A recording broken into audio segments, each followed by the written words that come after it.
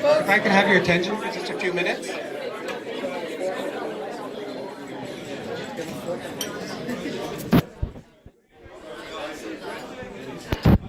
Good evening. Good evening. Welcome to the conclusion of the 7th Annual Epilepsy Action Day at Queen's Park. My name is Paul Raymond and I'm the CEO of Epilepsy Ontario. So today was a great day. We had 6 teams comprised of 21 volunteers, clients, and staff from community agencies across the province. We met with 34 MPPs and over 60 of their staff and other members of government. Together, we are the voice of epilepsy in the province. We work to educate, engage, and empower people living with epilepsy by providing information and community-based supports, programs, and services. We also work to engage and educate communities through public awareness and advocacy to improve the quality of life of the over 90,000 Ontarians living with epilepsy. This year, Epilepsy Action Day at Queen's Park launches our Epilepsy Awareness Month, which culminates in the celebration of Purple Day on March 26th. So we encourage all of you to get involved. We have a shared vision for an Ontario that provides world-class clinical epilepsy care and access to community-based supports that people need to live well with epilepsy. Epilepsy Action Day continues to be a major initiative in our continued dialogue with government and MPPs. Over the last few years, we have brought many important issues to Queen's Park. This year's message may be by far the most important. It is clear and it is simple. Individuals and families dealing with a diagnosis of epilepsy need and deserve proven, evidence-based health education programs to help them manage their epilepsy, and will result in proven efficiencies in the cost of healthcare delivery in Ontario and reduce pressure on hospitals. Today we asked for your support for our plan. But what better way to demonstrate that impact than by hearing directly from one of those individuals? At this point, it is my honor to introduce our guest speaker this evening. He has been a volunteer with Epilepsy Ottawa for several years, and most recently as a peer mentor, and just initiated the Get Active with Epilepsy program. Please join me in welcoming Sean Kehoe.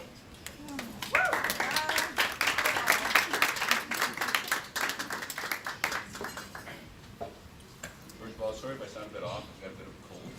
Once you hear what I've been through with my epilepsy, you'll understand I wasn't going to let the cold stop me from doing it tonight. So I was diagnosed with epilepsy when I was 17 years old. I'm 35 now. A lot happened very quickly when I was diagnosed. They took away my driver's license. I had to take a break from school. I had to take a break from work. But you could add up all of that, and it wouldn't even come close to the fact that I was no longer allowed to be alone with my son Aaron. Yes, I had my son very young, and it felt like my fatherhood was just taken away from me when I was diagnosed with epilepsy. So the doctors got on it right away, and they started with medication, sent me to Montreal for testing, and it was quickly determined that I was a good candidate for surgery. I had an operation, and I went about 8 months without a seizure. It looked like life was going back to normal. I went back to school, went back to work, and I was this close to being allowed to be alone with my son Aaron again. And then epilepsy decided to make a loud and clear return. And my second round with it was 100 times worse than my first one. The 2 episodes I'll never forget. My father and my son went for a walk one day. They came home and I was on the floor covered in blood. Every bone was broken. I had a raw mouth. Fell down 2 flights of stairs. The floor was cement. I'm not quite sure how I'm still alive. I was also living with my cousin at the time. He heard me hit the ground. My head went right through a wall once. When I had a ground mal, he wasn't there to pull me out. Once again, I'm not quite sure if I'd still be here. So because of this, I started thinking, do I want to put my family through this again? Do I want to put my friends through this again? Can I handle this? And I called my father one day and I said, I'm done. I was at the Greenboro Old train station and I was going to jump. I took my wallet out, I looked at a picture of my son, who was 3 at the time, and I said to myself, I can't do this to him. He has no idea what's going on right now, and he's going to grow up wondering what happened to his father. And that's the one reason I didn't jump. That's the one reason I stepped back. So the battle just got out of hand. I was having about 20 seizures a day. not a week, not a month, not a year, a day. My father had to take a couple of years off work. I couldn't be left unsupervised. I couldn't even do things as simple as take a shower on my own. Someone had to sit there and watch me 24/7. My adulthood and my parenthood, everything was just taken away from me. I don't remember very much when I was going through that tough period, but I do remember one thing, and that was finding epilepsy audible, which was one of the greatest things that ever happened to me. Because at the time, felt like I was on this little island by myself with this weird medical condition that no one else understood. And then when I met other people with epilepsy, it gave me hope. It gave me someone to talk to. It gave me a reason to keep going. And it was one of the biggest pieces of the puzzle that got me to where I am today. And I can't even put into words how much I thank you. So I'd be back and forth from Montreal, lots of operations, lots of medications. Things would slow down, but they would never stop. The lowest we got it down to was about 20 seizures a week. And then a friend of mine suggested I try omega-3 fish oil. He didn't just read it off the back of a book. He's been studying it for 20 years. Didn't put any promises into it. He wasn't Dr. Oz, take a sip, you won't have a seizure. He just said, try it out and see what happens.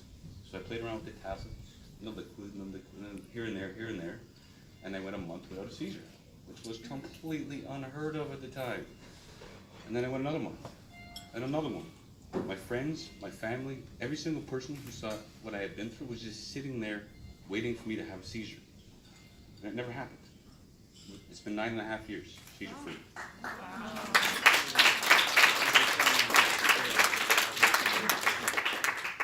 So I was able to get back on my own 2 feet. I got a job, I got my own place, I have tons of wonderful memories with my son that I'm actually going to remember this time around.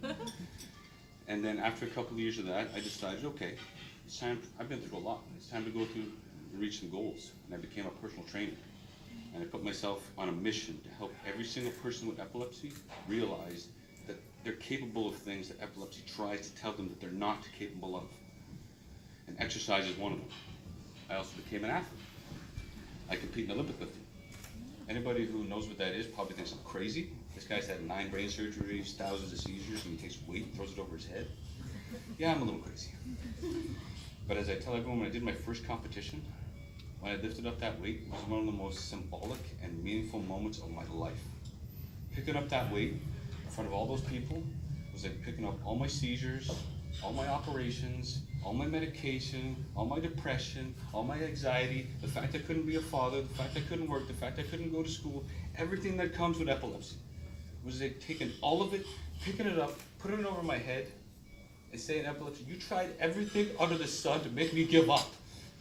It made me quit. And that didn't happen. And I dropped that bar down in front of everybody. So this...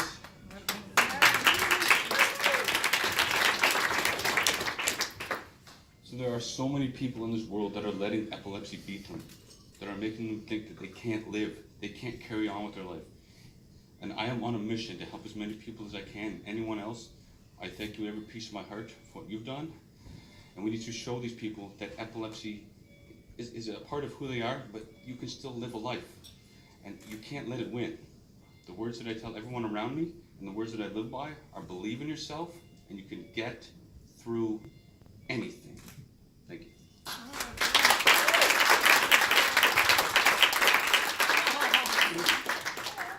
Wow, how to follow that. Thank you, Sean. Thank you as well for your dedication, your commitment, and for being a true advocate for people with epilepsy. Thank you. So this is a very exciting time for epilepsy care in Ontario. In addition to seeking support for the community epilepsy agencies, moving forward, we will also be looking at developing a nonpartisan epilepsy caucus at Queen's Park. This group, which will be made up of MPPs and epilepsy champions from all parties, will help raise awareness and build support for much needed epilepsy programming and care in our communities. We will wait till after the election, but I look forward to calling upon some of you to help us champion this initiative. So in conclusion, I would like to thank the MPPs and staff from all parties for meeting with us today. I'd also like to thank, merci beaucoup, to MPP France Gélina for sponsoring the evening reception this year. France has always been a champion for our organization, and we truly appreciate her support. Thank you to the volunteers, the clients, and the staff from the agencies throughout Ontario for participating this year. And I would also like to thank UCB Canada for their support in making today possible.